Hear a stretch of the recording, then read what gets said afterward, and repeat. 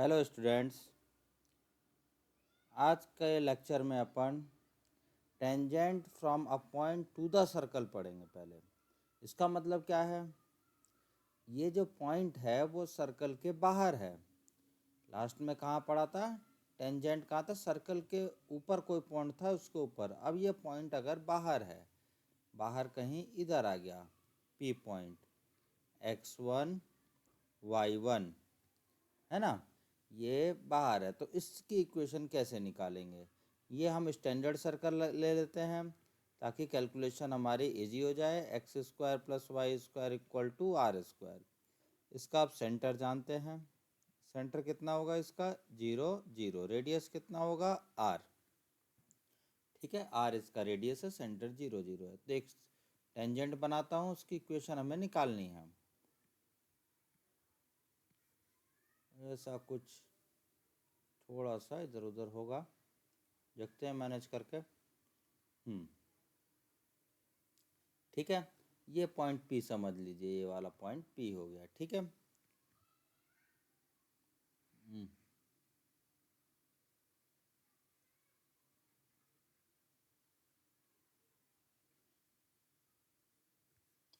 अब ये थोड़ा सा प्रॉब्लम करने लगा ना, लाइन आएगी। तो ये पॉइंट मेरा पी है यहाँ पे, इसके ऊपर। ठीक है, तो आप देखिए कि सेंटर से जब इसको मिलाएंगे तो कहीं तो टच कर रहा है, आर समझ लेते हैं, आर पे टच कर रहा है। ठीक है, तो लेट, ये एक टेंजेंट है, let T is tangent, tangent drawn from P. P कहाँ है, x1 y1 outside of circle having slope m। Having slope हमने कितना मान लिया उसका, m।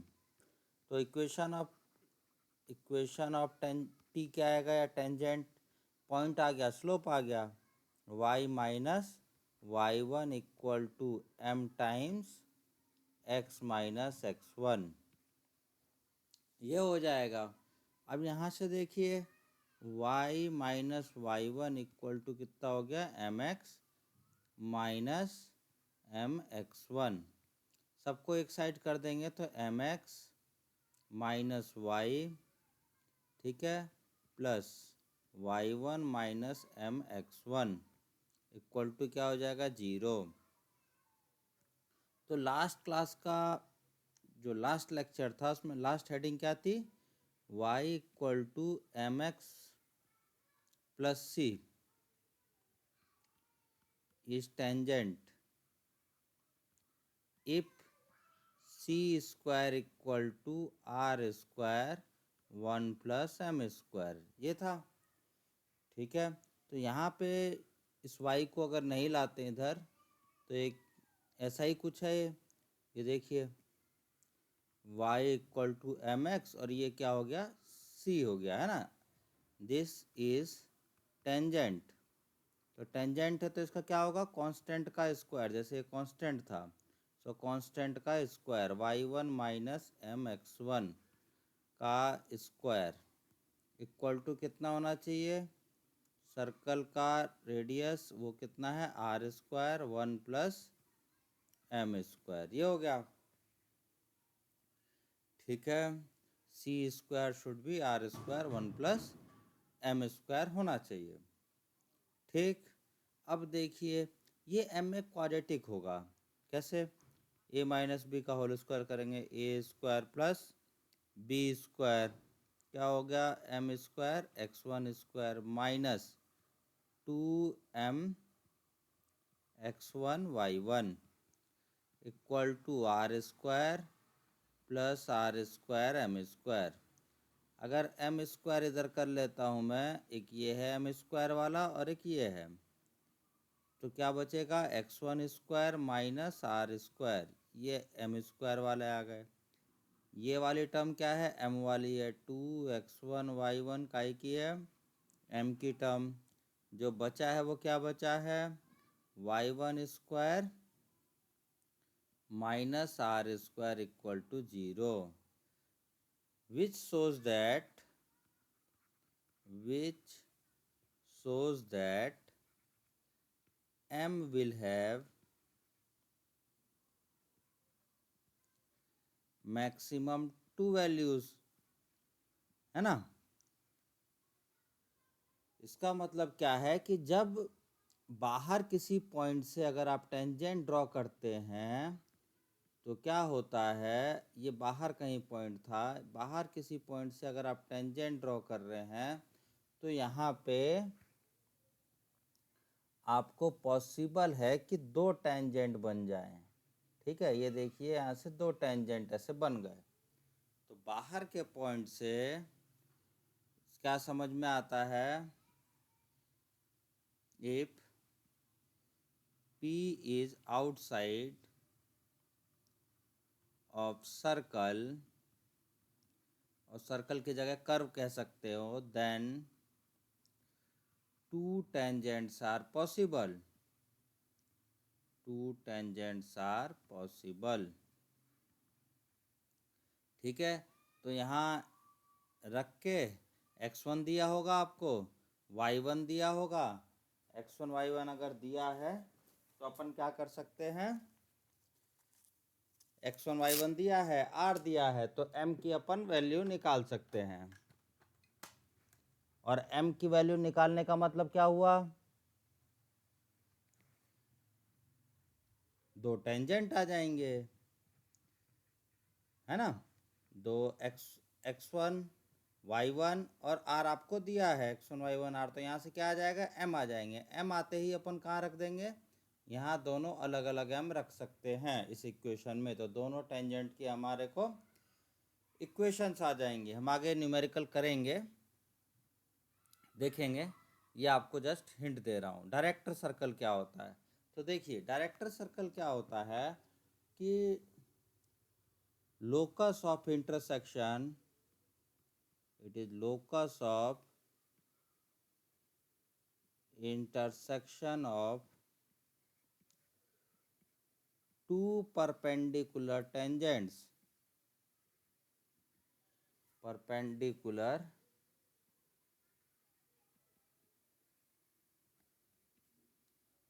tangents is known as director circle. इसका मतलब क्या हुआ, देखिए कि एक सर्कल बनाता हूँ मैं, इधर ही बना लेते हैं, ठीक है, और 2 परपेंडिकुलर टेंजेंट बनाते हैं, 2 परपेंडिकुलर टेंजेंट, एक ऐसा आया और एक और कोई लाइन ऐसी ही बनाता हूँ, थोड़ा सा कलर चेंज करके, ऐसा लगे कि परपेंडिकुलर है। ठीक है, तो ये जो परपेंडिकुलर है ना, ये P H K, तो ये जो अब ये ऐसे घुमाते रहोगे ना, ऐसे परपेंडिकुलर टेंजेंट दुनिया भर के बनेंगे, तो ऐसे घूमता जाएगा, तो एक सर्कल टाइप बनेगा, और वो क्या कहलाएगा, इसका डायरेक्टर सर्कल। ठीक है, तो देखो कैसे, यहाँ पे 2 टेंजेंट की हमने इक्वेशन निकाली थी यहाँ पे। ठीक है, सो इसको 1 नंबर दे दें, इक्वेशन 1, ठीक है, will have 2 solution, will have 2 solution, m1 m2। ठीक है, तो यहाँ पे कौन सा परपेंडिकुलर वाले हैं, ये दोनों टेंजेंट कैसे हैं, परपेंडिकुलर। तो फॉर डायरेक्टर सर्कल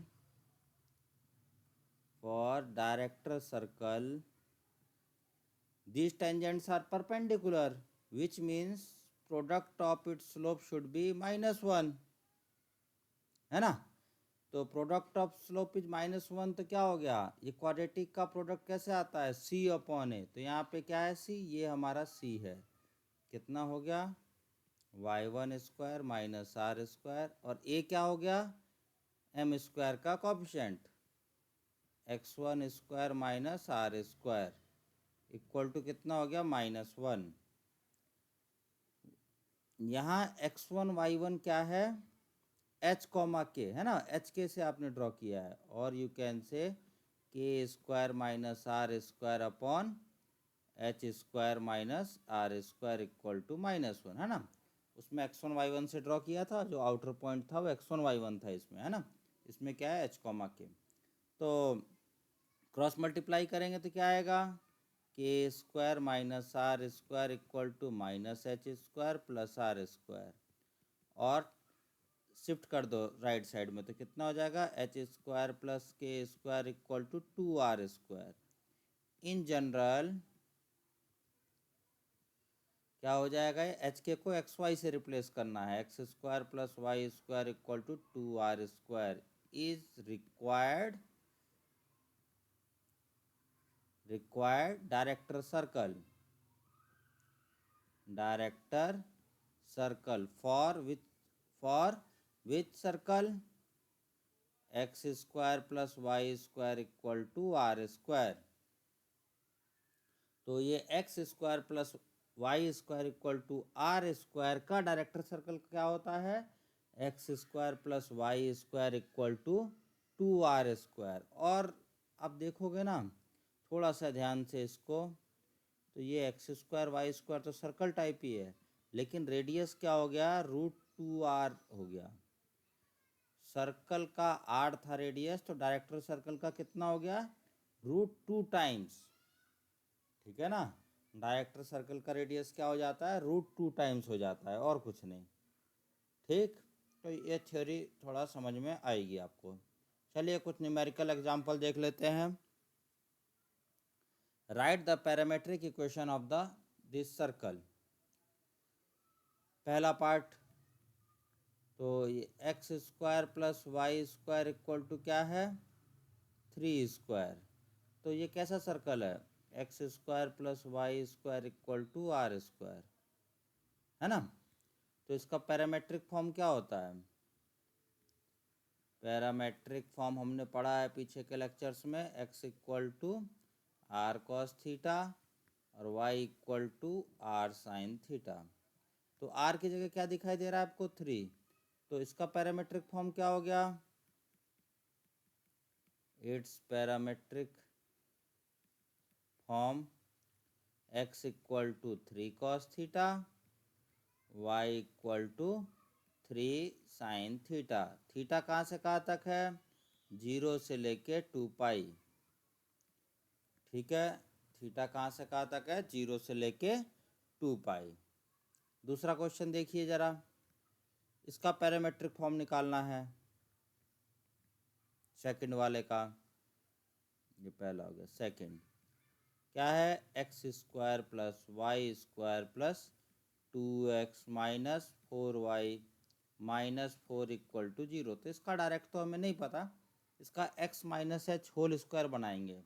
वो कैसे बनाएंगे, x वाले एक साथ लिखते हैं, y वाले एक साथ, कांस्टेंट थोड़ा सा दूर, इक्वल टू 0। इसको कंप्लीट स्क्वायर मेथड से कैसे होगा, कंप्लीट स्क्वायर मेथड, x के कॉफिशिएंट 2, उसका आधा का स्क्वायर जोड़ देंगे। यहाँ पे क्या जोड़ना पड़ेगा, 2 का स्क्वायर। तो जो आपने एक्स्ट्रा उधर जोड़ा वही एक्स्ट्रा इधर जोड़िए, ठीक है। तो ये तीनों मिला के क्या हो जाएंगे, ये तीनों टर्म मिला के x प्लस 1 का होल स्क्वायर, ये तीनों टर्म मिला के क्या हो जाएगा, y माइनस 2 का होल स्क्वायर।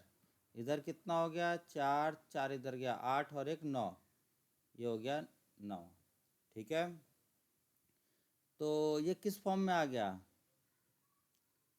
कौन से फॉर्म में आ गया, x minus H whole square Y minus के whole square equal to are square. Parametric form क्या होती है इसकी, x equal to H plus are cos theta, Y equal to K plus are sine theta. अगर आपको इसको देखने में, सॉल्व करने में समझ नहीं आ रहा, तो ये पिछले लेक्चर्स में डिस्कस किया गया है, ठीक है। तो इसके लिए पैरामीट्रिक फॉर्म क्या हो जाएगी? पैरामीट्रिक फॉर्म क्या होगी?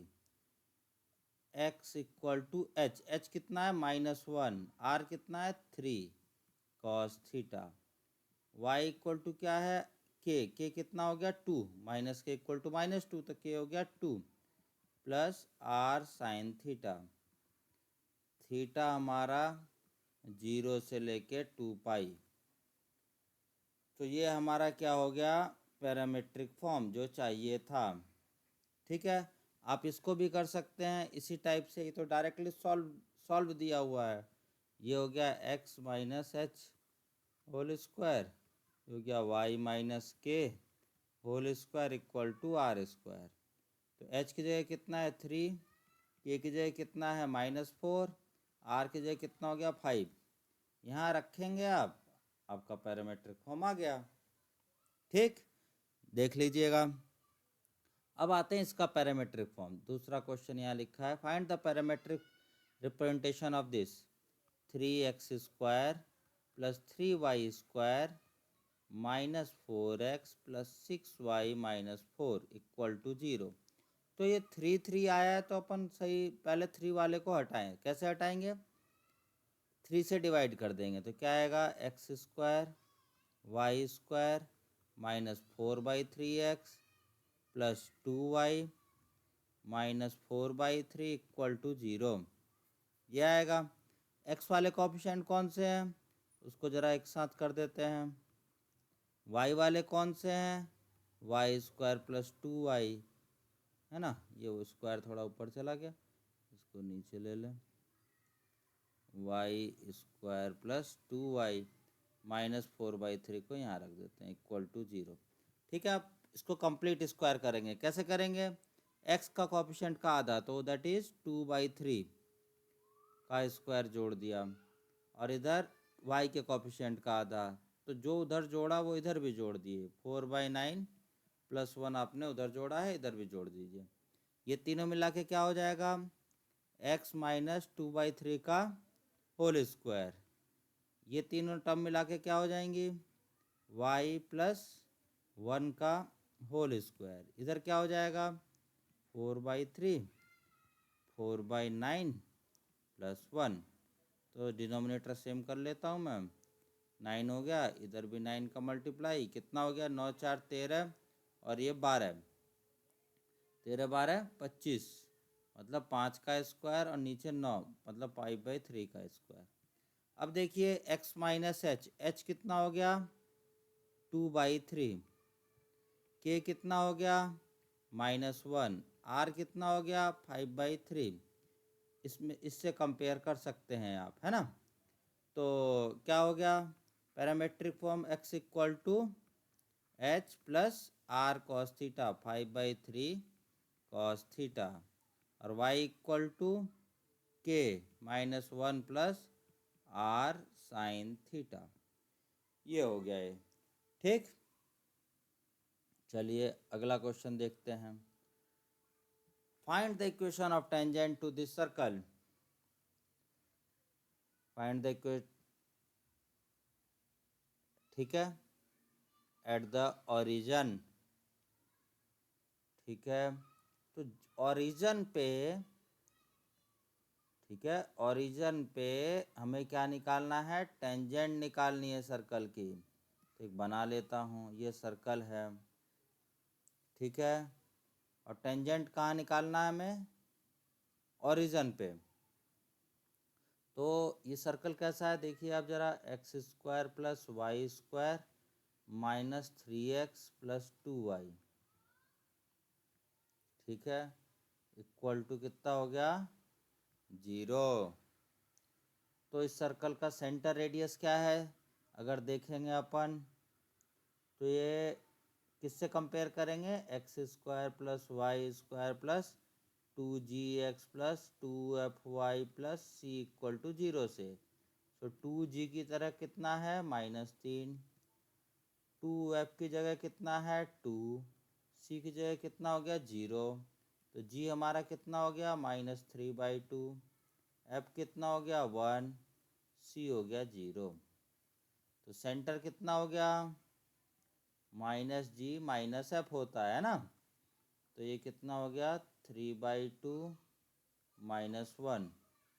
रेडियस कितना हो गया, √g² + f² - c।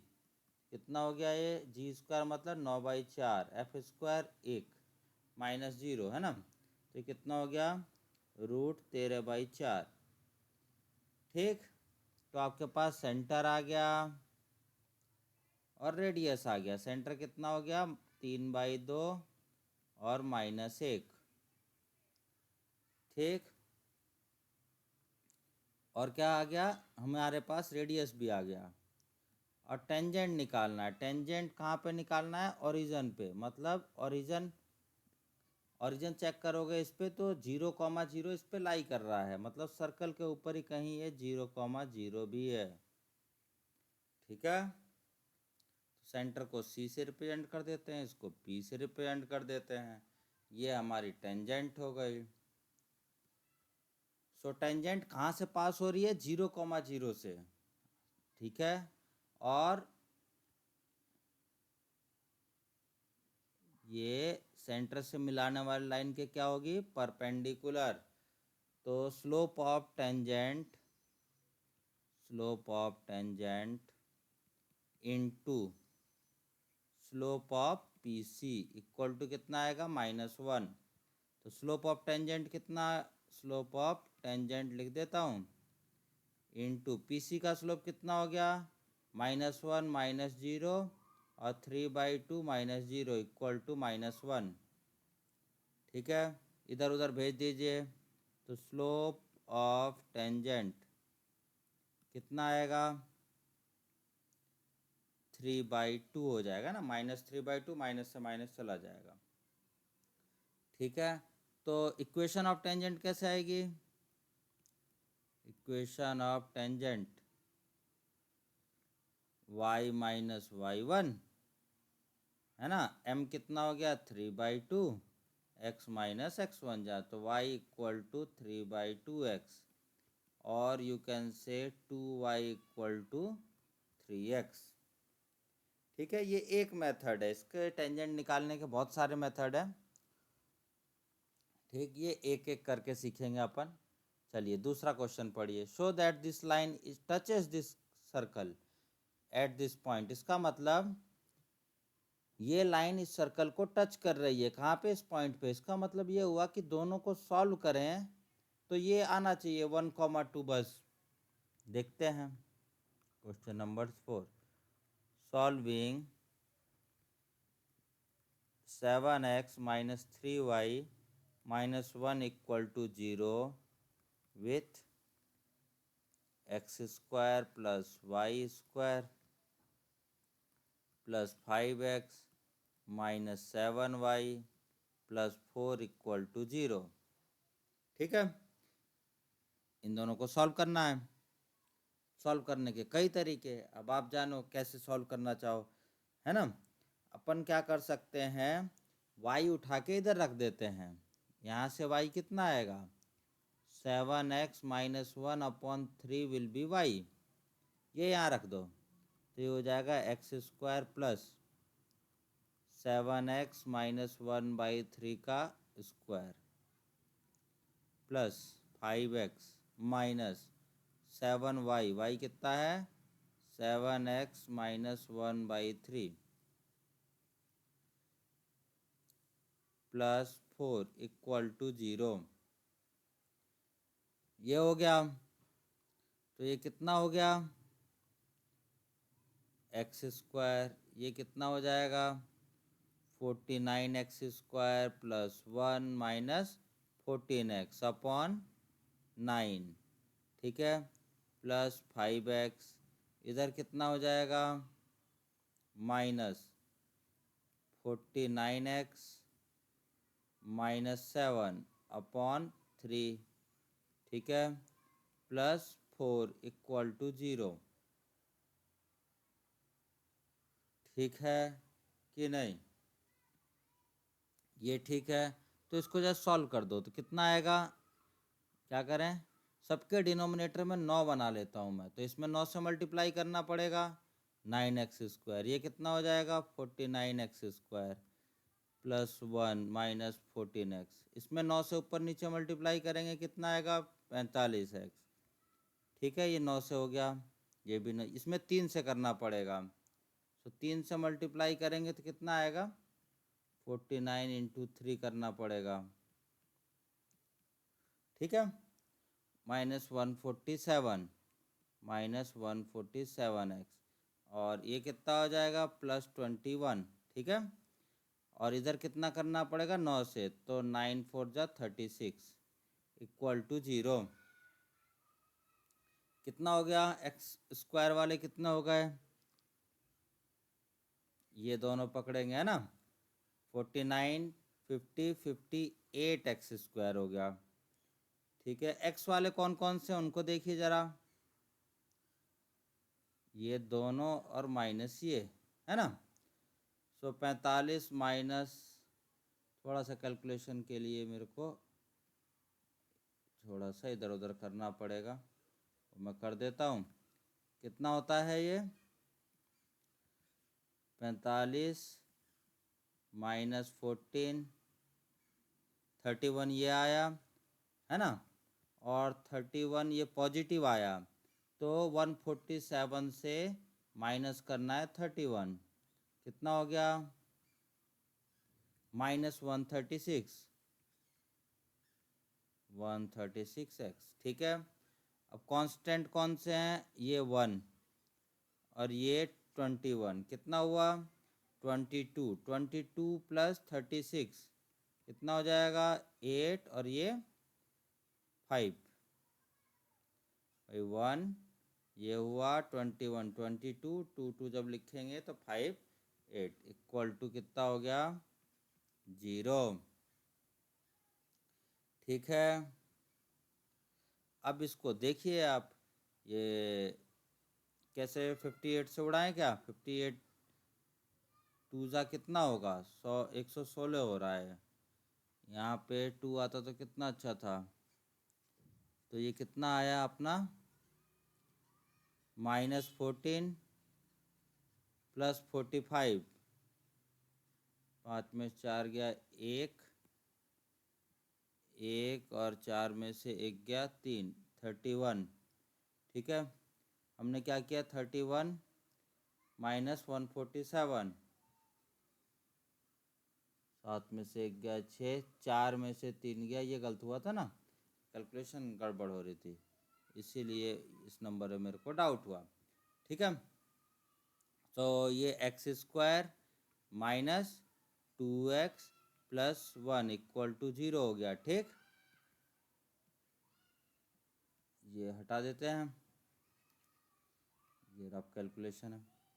हाँ, तो ये क्या हो गया x -1 का होल स्क्वायर इक्वल टू 0, तो x कितना आ गया 1, x 1 आ गया, तो यहाँ रख दीजिए, तो कितना आ जाएगा 7 -1 7, y कितना आ जाएगा 7 इंटू 1 7 -1/3 विच इज़ 2।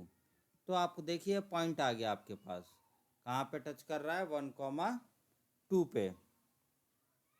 ठीक, क्वेश्चन नंबर 5 देखिए, question number 5 it is same as question number 3। Centre निकाल लेंगे है ना, और रेडियस निकाल लेंगे और अपन करेंगे। तो ये 5 नंबर का क्वेश्चन ट्राई कीजिएगा, ओरिजिन की जगह कुछ और पॉइंट है, सर्कल की जगह कुछ और सर्कल है। ठीक, तो ये क्वेश्चन नंबर 3 के जैसा है, तो इसको आप ट्राई करेंगे। अब देखिए थोड़ा सा एक्स्ट्रा इन्फॉर्मेशन है इसमें, इसके बारे में बहुत डिटेल में बात करी जा सकती है, लेकिन ये बोर्ड लेवल की नहीं होगी, इसीलिए उसमें नहीं जाऊंगा मैं। कि दो सर्कल जब टच कर रहे हैं, सर्कल 1 का सेंटर C1 है और सर्कल 2 का सेंटर C2 है, रेडियस R1 है और सर्कल दूसरे का रेडियस R2 है, तो सिर्फ जब टच करेंगे तो डिस्टेंस ऑफ C1 से लेकर C2 तक का डिस्टेंस कितना होगा R1 प्लस R2 के बराबर। तो इसमें दो डायरेक्ट टेंजेंट होती हैं, ये होती है डायरेक्ट टेंजेंट जो रेड कलर में बनाई गई हैं। ठीक है, और जो ग्रीन में है वो डायरेक्ट टेंजेंट नहीं है, ठीक, उसको इनडायरेक्ट टेंजेंट कहते हैं। तो जब ऐसा केस होता है तो 3 टेंजेंट पॉसिबल है, 2 डायरेक्ट और एक इनडायरेक्ट। तो exactly 3 common tangents are drawn, ठीक है। और सर्कल कहाँ टच कर रहा है? एक्सटर्नली।